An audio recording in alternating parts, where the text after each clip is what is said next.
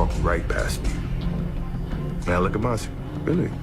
Oh, so that's how you gonna play it. No matter how much I hate him, yeah, I respect his game. And in terms of who I think can be the next Jordan, well, there's nobody out there that can replicate what I did going 6 for 6 in the final. When you hear the name Michael Jordan, you think of dominance. But for Jordan, that dominance wasn't born from natural talent alone. It was fueled by grudges. Real or imagined, any hint of disrespect lit a fire inside him, and he used it as motivation. Sometimes he made it very clear exactly who he disliked. Whether it was opponents on the court, teammates, or even his own general manager, Jordan's words left no doubt that the game was intensely personal for him. Take his feud with Dan Majorly, for example. On paper, Majorly was everything a player could be: an all-star guard, a respected figure in the league, and a defensive powerhouse. To Suns fans, he was Thunder Dan, one of their toughest competitors and a true fan favorite. Coaches adored him, hardworking, disciplined, and deadly from three-point range. But none of that impressed Michael Jordan. What mattered to him wasn't Major Lee's skill. It was Jerry Krause, the Bulls' general manager and one of Jordan's biggest sources of irritation. Krause liked Major Lee, and in Jordan's mind, that was reason enough to make him a target. During The Last Dance, Jordan laid it all out, explaining exactly how these personal rivalries shaped the way he approached the game, and why no player, no matter how talented, was safe from his intensity.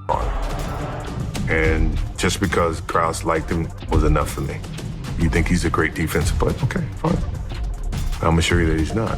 This is classic Michael Jordan. It wasn't about Dan Major Lee's all-star credentials or his defensive skills. For Jordan, it was about one thing: proving Jerry Krause wrong. And in the 1993 finals, he didn't hold back. Jordan absolutely dominated the Suns, averaging a record-shattering 41 points per game, a mark so insane it still stands today. Game after game, Jordan made it personal. He attacked relentlessly, leaving Major Lee looking helpless on the biggest stage in basketball. The Suns had Charles Barkley, the reigning MVP, and a talented supporting cast, but none of that mattered. To Jordan, Major Lee was just a pawn in his war with Krause. Think about that for a second. Major Lee hadn't insulted him. He hadn't trashed-talked him. All he did was earn the admiration of Jerry Krause. And in Jordan's world, that was enough to make you a target. Facing MJ was dangerous. You didn't have to provoke him directly. He would find his reason, and once he did, your fate was sealed. But that was only the beginning. Jordan had an almost legendary memory, and no one learned that lesson the hard way like rookie Brian Russell. The story begins in 1994, during Jordan's first retirement when he was trying baseball.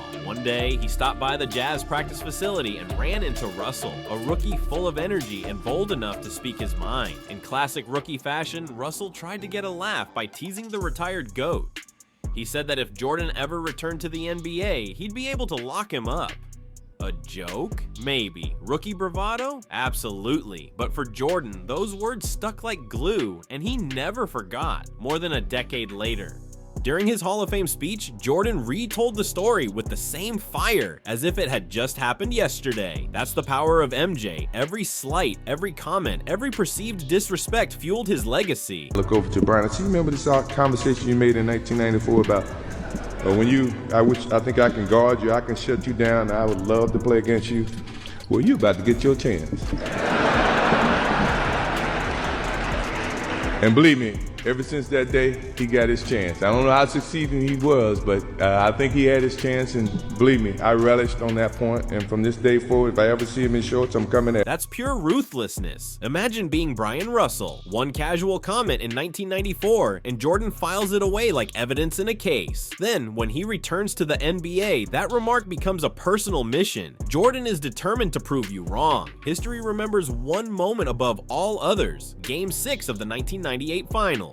Jordan crosses Russell, Russell slips, and MJ drains the shot that clinches his 6th championship. It's a legendary highlight, one that most players would dream of being part of. But for Russell, it's a bittersweet memory. Forever remembered as the guy Jordan humiliated on the sport's biggest stage. One cocky remark during a casual encounter turned him into a permanent footnote in Jordan's legacy. This is what set Jordan apart. While other players might shrug off slights, Jordan never did. Russell's story is proof. A single sentence, a passing comment, could seal your fate. But Russell wasn't the only one to feel Jordan's wrath. Sometimes simply being compared to him was enough. Take Clyde Drexler, one of the smoothest guards of his era, an all-star, a dream team member, and the face of the Portland Trail Blazers. Drexler had the size, athleticism, and credentials to be considered among the league's elite shooting guards. To fans, the 1992 Finals matchup, Jordan versus Drexler, was a dream showdown. But to Michael Jordan, any comparison was an insult. In The Last Dance, he made it crystal clear that being measured against him was never a compliment. It was a challenge. Clyde was a threat.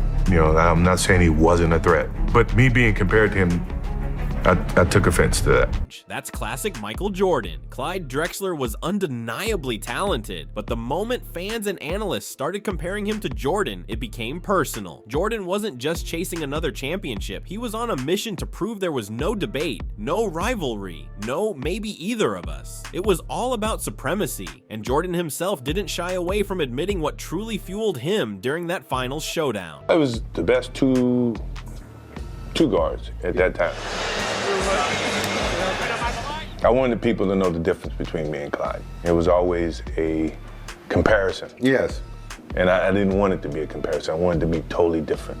I wanted people to see that on the highest stage. This was more than just a game. It was about legacy. Jordan wasn't simply chasing victories. He wanted clear separation. He wanted the world to understand that no matter how talented Clyde Drexler was, he existed in a completely different stratosphere. In Game 1 of the 1992 Finals, Jordan made that crystal clear. He drained 6 three-pointers in the first half, a shot he wasn't known for, and finished the game with 39 points. After sinking that 6-3, he turned to the announcer's table and gave his iconic shrug as if to say, "See, there's no comparison." The Bulls went on to win the series in 6 games, with Jordan averaging nearly 36 points. Drexler had an impressive series by any normal standard, but in Jordan's eyes, it didn't matter. The message was unmistakable. There was Michael Jordan.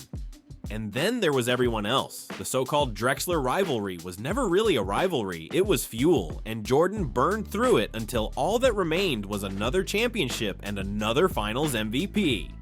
Fast forward to the 1996 Finals, and we see another example of how Jordan could transform the smallest slight into motivation. The Bulls had just completed a record-setting 72-10 season, and Jordan was back at peak form after his first full year post-baseball. The Seattle Supersonics were the top team in the West, Shawn Kemp flying through the air, Gary Payton guarding relentlessly, and George Karl orchestrating it all. To fans, it looked like a clash of titans. To Jordan, it became intensely personal. The night before the series, Jordan was at a restaurant in Chicago. Across the room sat George Karl, the Sonics head coach. Jordan had known Karl since their North Carolina days and expected at least a nod, a handshake, something. Instead, Karl walked right past him. No eye contact, no greeting, nothing. Maybe Karl thought ignoring Jordan was just keeping it professional, but to Michael Jordan, it was outright disrespect, and he didn't let it go unnoticed. Now look at Mercy. Really? Oh, so that's how you gonna play it? I said, it's a crock of shit. We went to Carolina, we know Dean Smith, you gotta see him in the summer, we play golf. You gonna do this? Okay, fine. That's all I needed.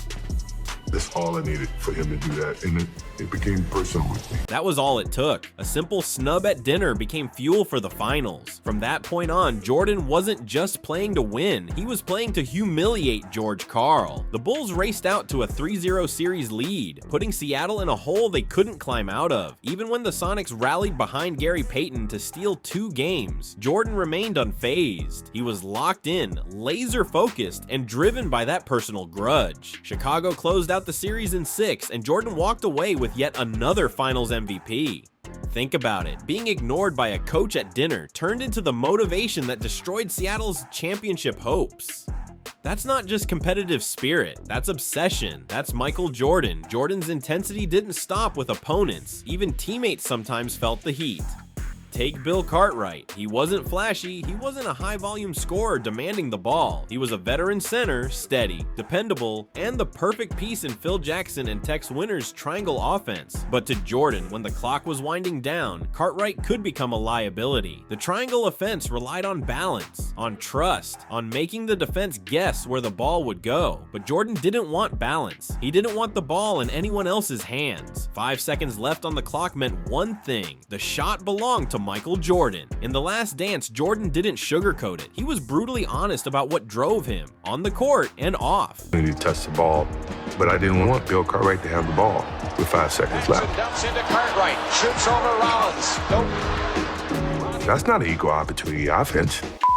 Bullshit. That's raw honesty. Jordan wasn't putting on a show for the cameras. He openly admitted he didn't trust Bill Cartwright to come through when it mattered most. And this wasn't just a preference, it was a mindset. Jordan believed he had earned the right to control the outcome of games. He had hit too many clutch shots, carried too many critical moments to hand the ball off to anyone else. Over time, Jordan learned to embrace the triangle offense, and Cartwright's role was crucial to Chicago's early championships. But that statement reveals just how little room for compromise existed in Jordan's world. Even his own teammates weren't safe from his scrutiny. If he believed someone couldn't perform under pressure, he didn't keep it to himself. He said it, profanity included. It tells you something essential. Jordan didn't reserve his fire just for opponents. He went after his own team if he thought they weren't up to the task. That relentless standard, as harsh as it could be, is what propelled the Bulls to greatness. The 1997 finals carried an extra edge, thanks to Karl Malone being named MVP that year. The mailman had dominated the season, averaging over 27 points and nearly 10 rebounds per game. He was Utah's hero, respected league-wide, and the voters decided it was finally his moment. But Jordan didn't see it that way. When the award bypassed him, it wasn't just a personal slight, it was a statement from the league declaring Malone superior. And in Jordan's mind, that was unacceptable. When asked what drove him going into those finals, Jordan didn't sugarcoat it. He went straight to the core of his motivation. Later, he made it even clearer just how much that slight had burned him.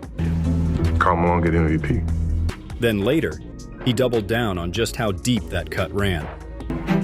I'm not saying he wasn't deserving of it. All I'm saying is that fueled the fire in me and said, okay, you think he's the MVP? Okay, fine, no problem. That's Michael Jordan's competitive fire in its purest form. He could shake Malone's hand with one hand while sharpening his blade with the other. Malone's MVP became fuel for Jordan. He didn't just aim to beat the Jazz, he wanted to erase the narrative that Malone was his equal. What followed is now basketball legend, the iconic flu game in Game 5, where Jordan, weak and pale, powered through for 38 points. The steal and clutch jumper over Brian Russell in Game 1, another championship, another finals MVP. Jordan averaged over 32 points in the series, completely eclipsing Malone on the sport's biggest stage. Malone's MVP trophy looked nice, but Jordan made it unmistakably clear who wore the crown. The voters awarded Malone the title, but Jordan secured the ring, and in his mind, that settled the debate. The saga between Michael Jordan and Jerry Krause was equally legendary, though for very different reasons. Their relationship wasn't one of mutual respect. Behind every Bulls title in the 90s, there was a constant tug of war. Krause believed his genius in scouting and roster building, drafting Pippen, trading for Grant, signing key role players like Kerr and Harper, was the true engine behind Chicago's dominance. Jordan saw it differently. In his eyes, no GM ever hit a game-winning shot or played through a fever in the finals. Krause, to Jordan, wanted recognition without the sacrifice. The tension was constant, and Jordan didn't hide it. He mocked Krause's appearance in front of teammates, joked about his weight on team buses and planes, and made targets out of the players Krause favored. Dan Mayerly was one, Tony Kukoc another. When Krause hyped Kukoc during the 1992 Olympics, Jordan and Pippen made sure he got demolished, sending a very personal message. Even in his Hall of Fame speech, Jordan couldn't resist one final jab, a reminder that for him, nothing was ever just about basketball. Honestly, I don't